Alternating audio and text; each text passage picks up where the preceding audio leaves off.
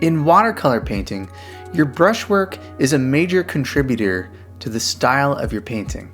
Every little mark that you make is a reflection of the energy that you have when you're painting. So your brushwork is your signature. It is your handwriting as an artist. It's what makes your painting yours.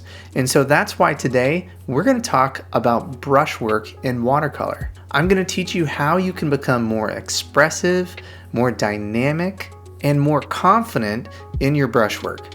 Let's take a look. I have a free gift for you. Watercolor is not a very forgiving medium. It's hard to correct. So having a plan from the beginning is crucial. That's why I created this free video lesson, 7 Secrets of Fresh, Powerful Painting.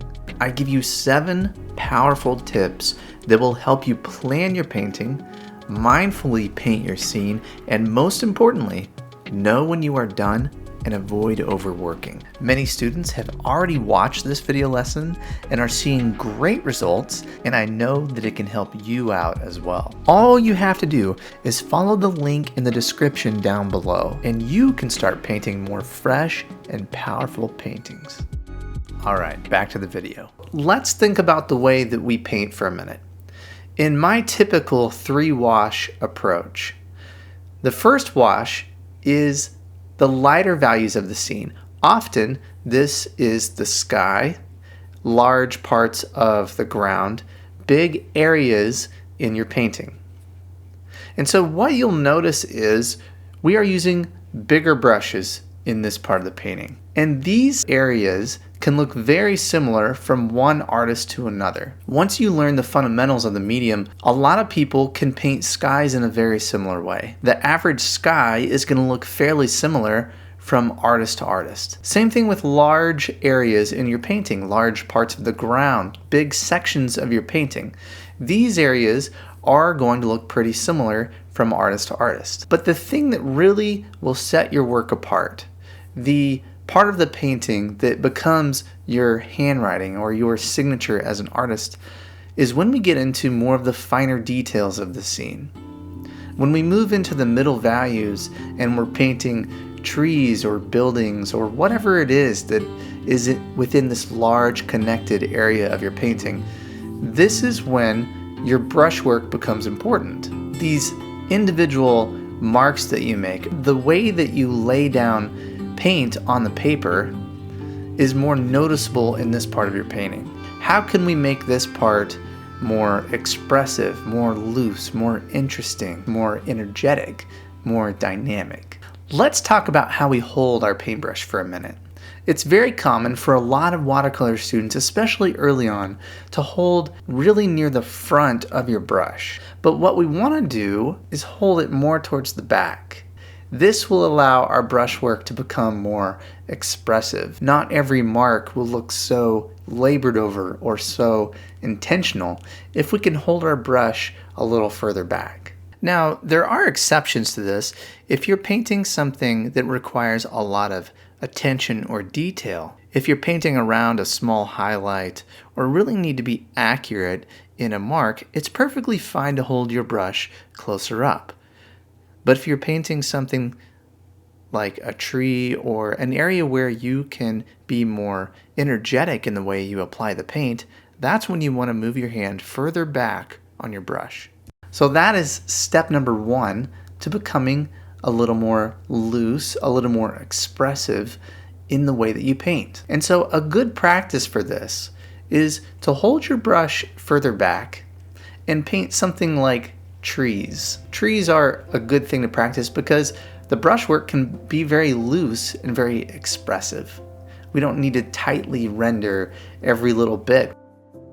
Step number 2 is we want to practice applying the paint in different ways. If we're making the same mark with every brush stroke, just maybe a downward motion over and over and over again, well, your painting is going to look very repetitive. So what you want to do is practice pushing and pulling your brush and make different types of marks. So instead of just a constant down motion, You can use the side of your brush. You can push your brush around. The more comfortable you get with your brush and painting like this, the more expressive that you can be when you paint. The third thing is we want to show energy in how we apply the paint. I said this at the beginning of the video, but when we look at the marks on the paper, we can tell if it was laid down in a hurried way, in a very careful way, in a very deliberate way. You can tell a lot when you look at the brushstroke. Our goal is to introduce more energy into how we paint.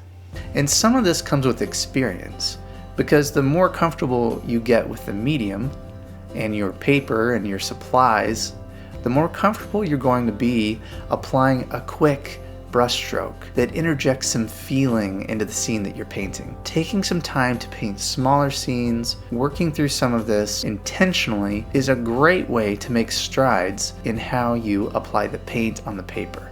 And the last thing that is really important is to know your brushes. Understand what brush is needed during what part of the painting. If you need a little bit of help with this, I made a video recently about the different brushes and when to use them during each part of your painting process. So you can take a look at that video if you haven't seen that one.